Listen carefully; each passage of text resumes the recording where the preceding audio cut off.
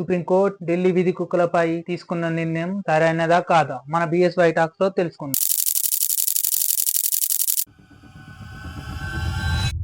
Hello everyone, నేను మీ Shekhar. Supreme court August 11 రోజు ఢిల్లీలోని వీధి కుక్కలన్నింటినీ ఈ 8 వారాల్లో షెల్టర్ హోమ్ లోకి తరలించాలనే నిర్ణయం తీసుకుంది. సుప్రీంకోర్టు ఈ కేసును సుమిటోగా తీసుకుని తీర్పు వెల్లడించింది. అసలు డాగ్స్ వలన ఎంతో మంది రేబీస్ వైరస్ వల్ల చనిపోతున్నారు, మళ్ళీ చిన్న పిల్లలు మరి పెద్దలకు డాగ్ బైట్ కేసెస్ ఎక్కువ పెరుగుతున్నాయి వీధి కుక్కల వలన అని చెప్పి ఈ సుప్రీంకోర్టు ఈ కేసు పై ఇలా తీర్పిచ్చింది. విభిన్న అభిప్రాయాలు ఏర్పడ్డాయి.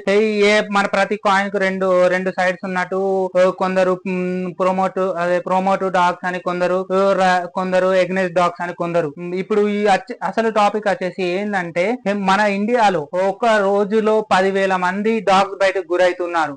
అదే విషయాన్ని సుప్రీంకోర్టు తీసుకొని తీర్పు వెల్లడించడం జరిగింది. ఈ రేబీస్ వైరస్ వలన ఎంతో మంది, ఈ వైరస్ అసలు ట్రీట్మెంట్ లేదు. ఈ వైరస్ ఒకసారి సోకిందంటే 1 by 1 స్టెప్ బై స్టెప్ అసలు చనిపోవడమే జరుగుతుంది. ఇదంతా చిన్న విషయం ఏం కాదు. ఇది వరకే ఢిల్లీలో ఒకసారి 6 ఏళ్ల చిన్న పాపపై వీధి కుక్కలు దాడి చేసి చంపడం, అలానే కర్ణాటకలో కూడా ఒక చిన్న అమ్మాయిపై వీధి కుక్కలు దాడి చేసి వెంబడించి చంపడం జరిగింది. అలాగే మన హైదరాబాద్ లో 2 సంవత్సరాల క్రితం ఒక చిన్నారిపై వీధి కుక్కలు ఇలాగే దాడి చేసి చంపిన విషయం మనందరికి తెలిసింది. అప్పుడు భారీ ఎత్తున ప్రజలు ఆందోళన చేయడం జరిగింది. అగ్నెస్ట్ డాగ్ ఈ వీధి కుక్కల్ని నియంత్రించాలని చెప్పి ఎన్నో ప్రొటెక్షన్ చేయబడింది. అప్పుడు వెంటనే GHMC కూడా ఎన్నో ప్రికాషన్స్ కూడా తీసుకోవడం జరిగింది. వెంటనే రైడ్ చేయడం, వీధి కుక్కల్ని తీసుకుని ABC రూల్ ప్రకారం వాటికి వ్యాక్సిన్ వేసి మళ్ళీ వీధుల్లో వదిలిపెట్టడం జరిగింది. కానీ ఇప్పుడు మాత్రం సుప్రీంకోర్టు దానికి ABCకి రూల్స్ కు వ్యతిరేక విభిన్నంగా కొత్త రూల్ ఏం తీసుకొచ్చిందంటే, ఏదైతే వీధి కుక్కల్ని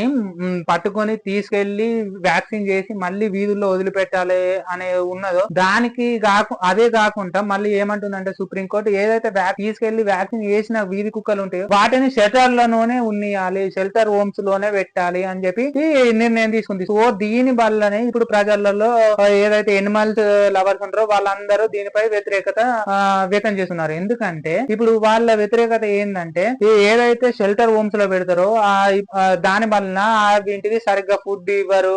మళ్ళా ఇది ఏదైతే రేబీస్ వైరస్ వస్తుందో, ఈ రేబీస్ వైరస్ వాళ్ళు ఏమంటారు అంటే, animals lovers, rabies virus only మన డాగ్స్ వల్లనే వస్తుందా, వివిధ మీరు అవన్నింటినీ డాగ్స్ వల్లనే వస్తుందని చెప్పి తీర్పు వేయడం చాలా తప్పని వాళ్ళకి అనిపిస్తుంది. Rabies virus only dogs bites వల్లనే కాకుండా మనకు తెలుసు రేబీస్ వైరస్ ఎలా వస్తుంది.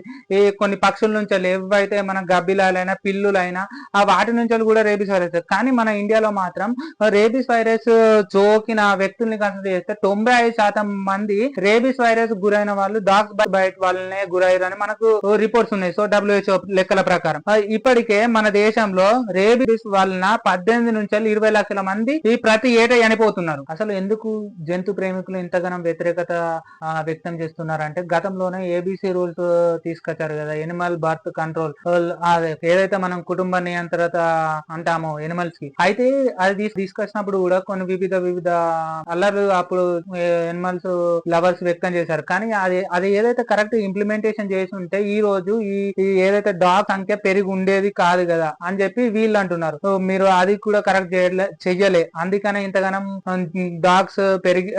గతంలో ABC రూల్ తీసుకొచ్చినప్పుడు కూడా అది చక్కగా ఇంప్లిమెంటేషన్ చేయకపోవడం వల్లనే ఎన్నో ఇప్పుడు ఆ డాగ్స్ పాపులేషన్ అనేది పెరిగింది. సో ఇప్పుడు ఏదైతే మీరు షెల్టర్ హోమ్స్ లోకి డాగ్స్ ను తరలియాలి, అక్కడే వాటిని ఉంచాలని అంటున్నారు. సో ఇప్పుడు మీ ఎనిమల్స్ లవర్స్ ఏం బాధపడుతున్నారంటే, ఏదైతే ఈ డాగ్స్ అన్నింటినీ షెల్టర్ హోమ్స్ తీసుకెళ్తారో, సో తీసుకెళ్ళడం వల్ల ఒక్కొక్క డాగ్ కి ఫీడ్ చేయడానికి మినిమం 40 to 50 రూపీస్ అవుతాయి పర్ డే.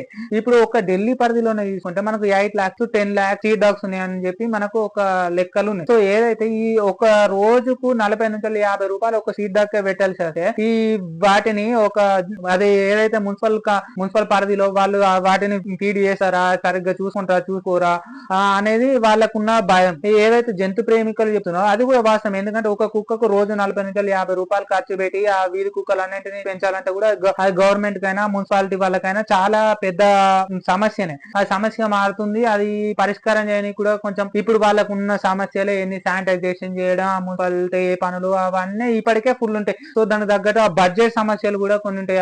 ఏదైతే ఇప్పుడు షెల్టర్ హోమ్స్ కు తరలియాలి అంటున్నారు ఓకే, కానీ దానికి తగినట్టు బడ్జెట్ కూడా కేటాయించితే వీళ్ళకు ఉండి ఓ సర్టెన్ అమౌంట్ ఉందంటే పెట్టుతారు. అది ఓకే బాగుంటాయి షెల్టర్ హోమ్స్ లో కూడా డాగ్స్ అని వీళ్ళకి ఒక నమ్మకం ఉండేది. ఏదో 8 వీక్స్ లలో తీసుకెళ్లి షెల్టర్ హోమ్స్ లో పెట్టాలి అనే నిర్ణయంపై సో విభిన్న రకాలుగా వ్యక్తం జరుగుతుంది. ఈ ఏదైతే ఈ కోర్టు తీర్పు వెల్లడైందో, ఎక్కడైతే ఈ ఎనిమల్స్ లవర్స్ అందరూ సుప్రీం కోర్టు దగ్గరికి వెళ్ళి ఏదైతే తీర్పు వెలువడిన వెంటనే లాయర్స్ వాళ్ళకు మధ్యలో బయట మొత్తం వాగ్వాదమే జరిగినట్టుగా పెద్ద ఏదైతే ప్రో టు డాగ్స్ అనే వీళ్ళు భారీ ఎత్తున ధర్నా, it is not China it is India అన్నట్టు పొకార్స్ పట్టుకొని చాలా పెద్ద ఎత్తున ధర్నా చేయడం జరిగింది. దీనిపై పెద్ద పెద్ద సెలబ్రిటీస్ కూడా ధర్నా చేయడం జరిగింది. డాగ్స్ కి సపోర్ట్ గా ఎంతో మంది రోడ్ల పైకి వచ్చి ధర్నాలు కూడా చేయడం జరిగింది. ఏదైతే ఇప్పుడు ఈ సమస్య ఉందో ఈ సమస్యకు ఒక పరిష్కారం మనం ఏమనుకుంటున్నాం అంటే, నాకు తెలిసినంత వరకు ఏదైతే ఇట్లా తీసుకెళ్లి షెల్టర్ హోమ్స్ లో పెట్టి ఫీడ్ చేయడం, సో ఇదంతా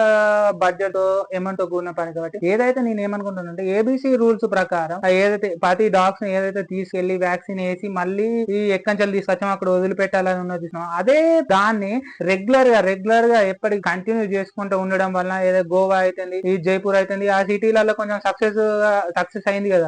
అట్లానే మన కాడ కూడా ఓలో ఇండియా అయినా ఎక్కడైనా ప్రతి కాడ కూడా వ్యాక్సిన్ టీకాస్ రెగ్యులర్ గా ఏసి ఆ స్ట్రీట్ డాగ్ కి కొంచెం బెల్ట్ లాంటివి పెట్టి స్కానర్ ఇటు సేఫ్ అని చెప్పి సో మన ఏదైతే మనం గవర్నమెంట్ పైన మొత్తం తోసే కన్నా మన స్ట్రీట్స్ లో ఉండే మనం కూడా ఏదైతే ఎప్పుడైతే ఫుడ్ మిగిలిన స్ట్రీట్ డాగ్స్ వేయడం, వాటికి ఫుడ్ పెట్టడం వల్ల ఏమైతుందంటే, సో ఇప్పుడు ఆ వ్యాక్సిన్ వేసుకుని ఉంటాయి వాటి ఫుడ్ కూడా దొరకదు కాబట్టి సో వాటి వలన కొంచెం ఏదైతే తగ్గే అవకాశం ఉన్నది. సో మనం కూడా స్ట్రీట్ పైన ఏదైతే డాగ్స్ ఏమన్నా వైరస్ తో ఉన్నాయా వాటిని చూసుకుంటూ ఉండడం, ఆ మున్సిపాలిటీ వాళ్ళు ఈ కొంచెం ఎక్కువ కాన్సన్ట్రేషన్ చేయడం అయినా లోకల్ పీపుల్ అయినా కాన్సన్ట్రేషన్ చేయడం వల్ల కొంచెం ఎనిమల్స్ లవర్స్ కూడా కొంచెం న్యాయం జరిగినట్టుగా వాళ్ళు కూడా భావిస్తారు. సో అదే విధంగా ఈ మన ఎక్కడుందో ఒక సైన్స్ ప్రకారం పోతే ఏదైతే ఇప్పుడు ఇక్కంచెలు ఉన్న డాగ్స్ అన్నింటిని తీసుకెళ్లి షెల్టర్ హోమ్స్ లో పెట్టడం వలన డాగ్స్ వెళ్తాయని మనం అనుకుంటున్నాం. కానీ ఏదైతే ఒక సైన్స్ ప్రకారం ఏమంటుంది, ఇక్కంచెలు అయితే ఈ డాగ్స్ తీసుకెళ్తామో అక్కడికి మళ్ళీ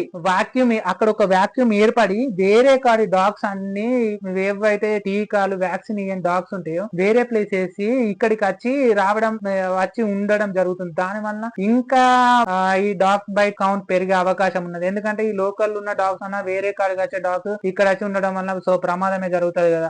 అందుకని ఇది ఓల్ ఓవర్ ఒక ఢిల్లీ సమస్య కాదు, ఇది ఓల్ ఓవర్ ఇండియాలో ఉన్న ప్రతి స్ట్రీట్ లో ఉన్న డాగ్స్ జరిగే సమస్య అని నేను భావిస్తున్నాం. అలాగే సుప్రీంకోర్టు తీసుకున్న నిర్ణయం కూడా కరెక్ట్. ఎందుకంటే పేద ప్రజలు గ్రౌండ్ లెవెల్లో మనం చూసినట్టయితే ఈ డాగ్స్ బయటకి అనేకమైన మంది గురవుతున్నారు. చిన్న పిల్లలు అయినా ఏదైనా స్ట్రీట్ లో చిన్న పిల్లలు వెళ్ళాలి బయట ఆడుకొని వచ్చే వరకు కూడా అక్కడ ఉండే పేరెంట్స్ కానీ ఎవరికైనా భయమే. సో ఈ స్ట్రీట్ డాగ్స్ వలన ఎఫెక్ట్ ఉంది, 100% ఎఫెక్ట్ ఉంది. ఈ స్ట్రీట్ డాగ్స్ వలన ఎందరో ప్రాణాలు కూడా కోల్పోయారు, అది మనకు తెలుసు. సో ఈ సుప్రీంకోర్టు తీసుకున్న నిర్ణయం కూడా మనం సమర్థించాల్సిందే. ఇప్పుడు దీనికి కానీ ఇది ఇంప్లిమెంటేషన్ జరగాలి అంటే సో సర్టెన్ అమౌంట్ కావాలి. ఇదైతే నా అభిప్రాయం. సో మీరేమనుకుంటున్నారో కామెంట్ లో టెక్స్ట్ చేయండి. అలాగే please subscribe and share, like. అందరు చూస్తున్నారు కానీ సబ్స్క్రైబ్ చేయడం లేదు. Thank you. మళ్ళీ వేరే కంటెంట్ తో నెక్స్ట్ వీడియోలో కలుద్దాం. Thank you. Bye everyone.